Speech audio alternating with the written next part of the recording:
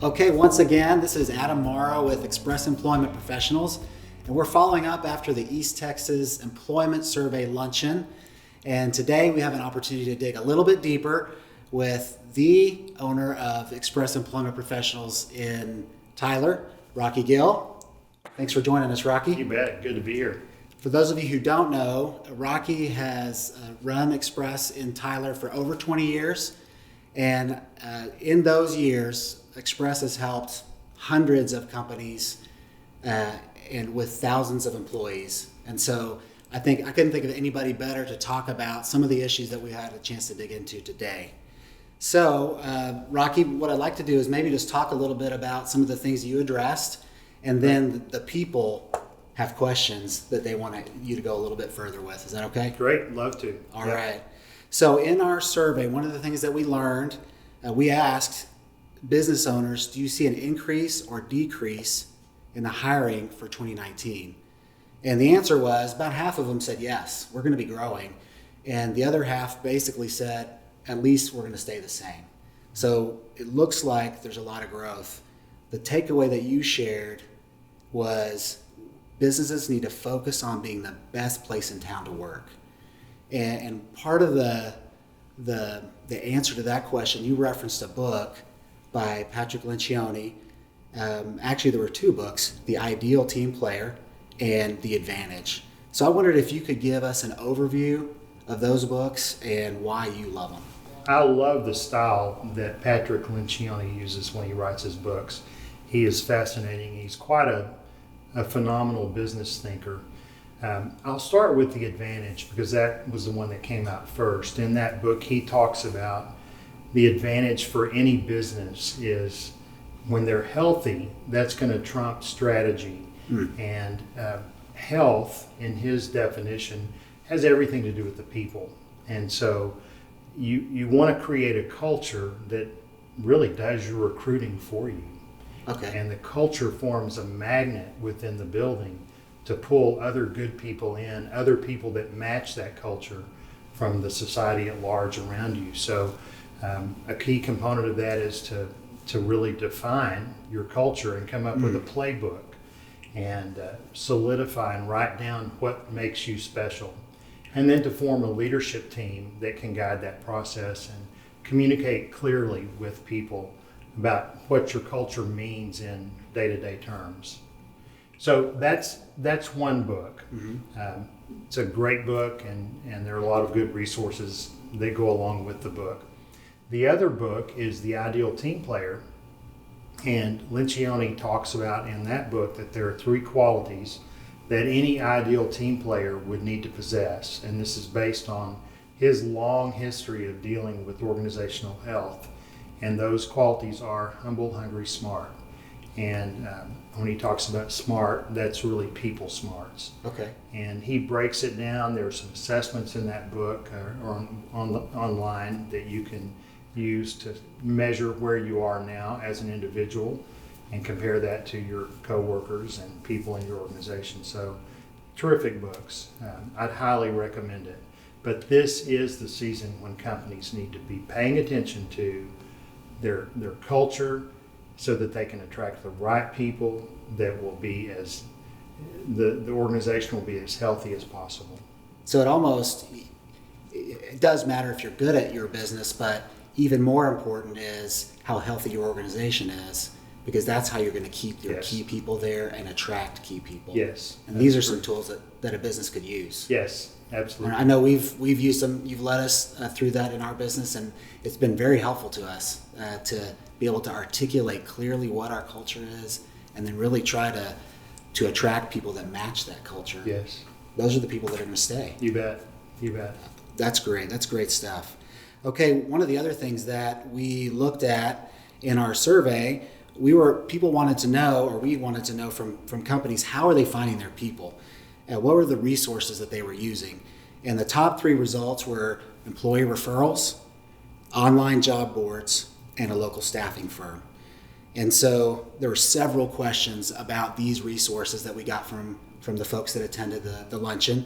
The first one was about referral programs. That was one of the top sources that people get good employees what are companies doing for referral programs? And somebody wants to know, I'd love more examples of that. Yeah, well, the one thing I would say to people is, whatever your program is, make sure you have the details worked out so people know clearly how they can refer someone. You know clearly what you're going to do with that name when you get it, and what qualifies for referral. So the whole infrastructure of your referral system needs to be very clear, and you need to manage it. Someone that's meticulous needs to manage it, because it's too easy after someone's been hired for someone to come back and say, well, that was my person. Well, you need to make sure of that. Get your system in place. But once you do that, I haven't done an extensive search of all the different ways people pay referrals, but obviously you can do cash, you can do gift cards, some people do PTO. So for every referral, you get a certain number of hours PTO, which is very important to a lot of younger workers. They'd rather have that than the money. Yeah. So, or you can give them a trip somewhere. So, I'll pay for you going on a cruise or whatever. Find something that really motivates your employees, that would incentivize them. Yes. To add somebody to the team. Right. Yep. That's great. And then managing that system is almost as important as whatever it is you're doing. Yes. Make sure it's clear so people can follow. You don't want this system to lose any integrity just because it wasn't set up well and really managed well. I see. One of the things you spoke about at the luncheon was about relationships, and how relationships are the biggest key to recruiting. What do you mean by that? I mean, in the most simple way, if I treat you well and have respect for you, and you see that I'm the kind of person you would like, you're going to be more apt to tell people about me. And so wherever you go across town and doing your thing, if you're the kind of person people can respect and look up to, then when you ask them for a referral, that's going to mean something to them. And they're going to think, boy, Adam's a great guy. I want to send someone to Adam because I like him so much. And recruiting is all about networking. And you just never know who you may tell someone that you have an opening, and that person may send you the ideal candidate for you.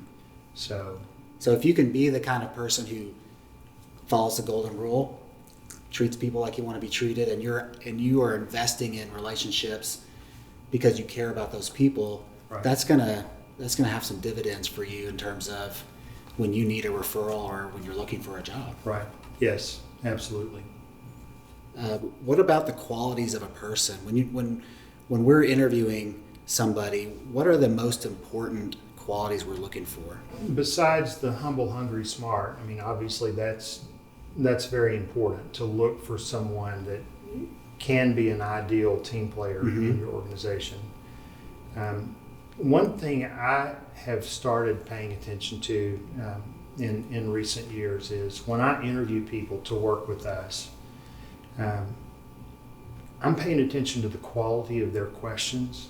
If a person comes in and they don't have any questions, they're not inquisitive, they haven't decided to check us out and see what we do, they don't know how we make money and survive here, then that tells me they're just not that interested in this. This is just another stop on the job interview train today, and it's just not that important. So if you're asking about qualities that a person would need when they interview, I would want someone that's inquisitive and they ask really good questions.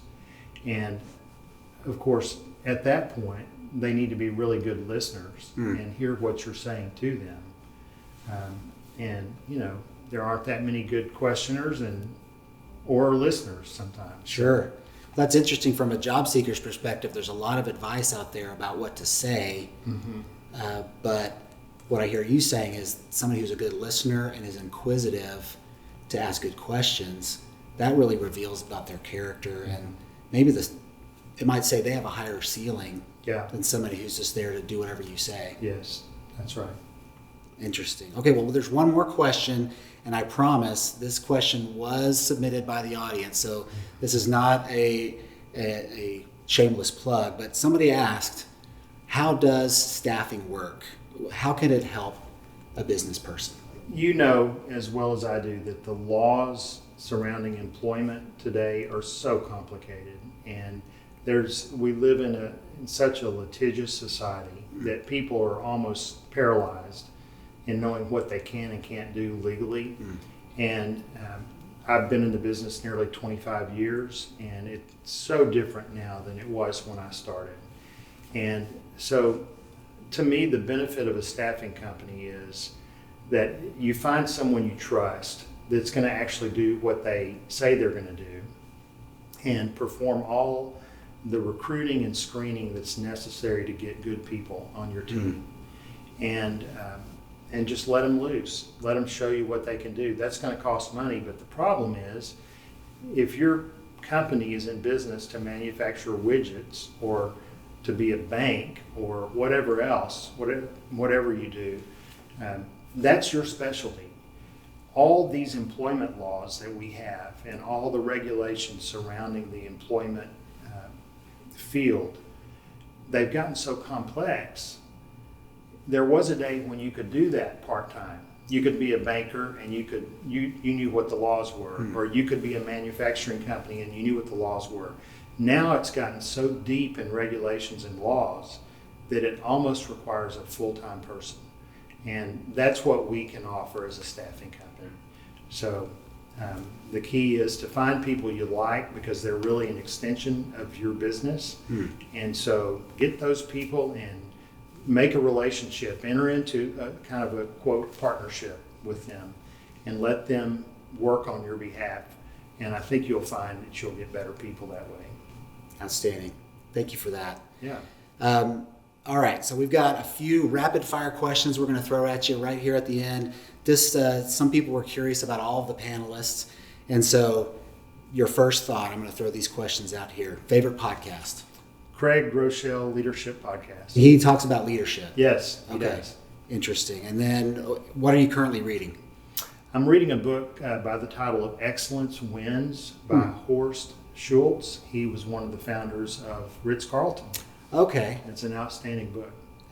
Excellent. Any other recommendations you want to throw out there? No, I'm not. I don't read much. I have a lot of picture books that I can tell you about. Gotcha. All right. You asked about reading. You heard it so here. sorry. If you want picture books, exactly. Rocky's your guy. Exactly. All right. There's a lot of maybe friction or with millennials entering the workforce, they're causing a ripple because there's some differences.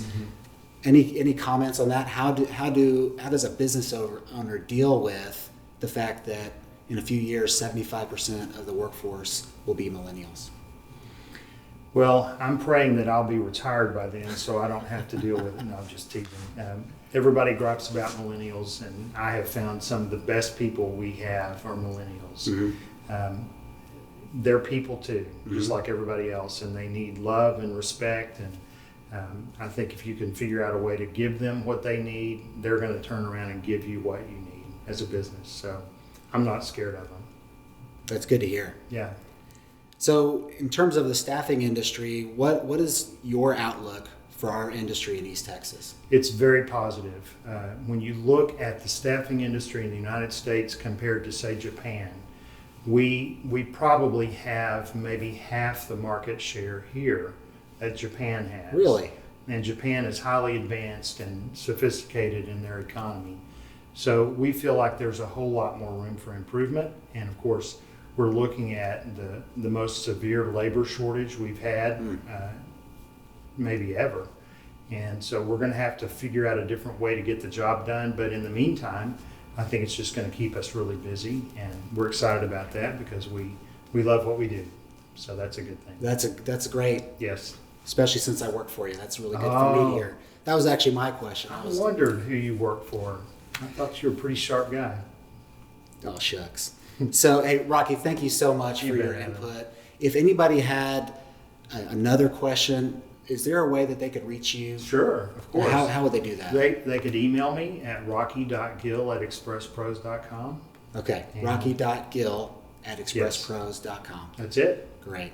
Thank you, Rocky. Really appreciate it today. You bet. And we'll see you next time. Thank you.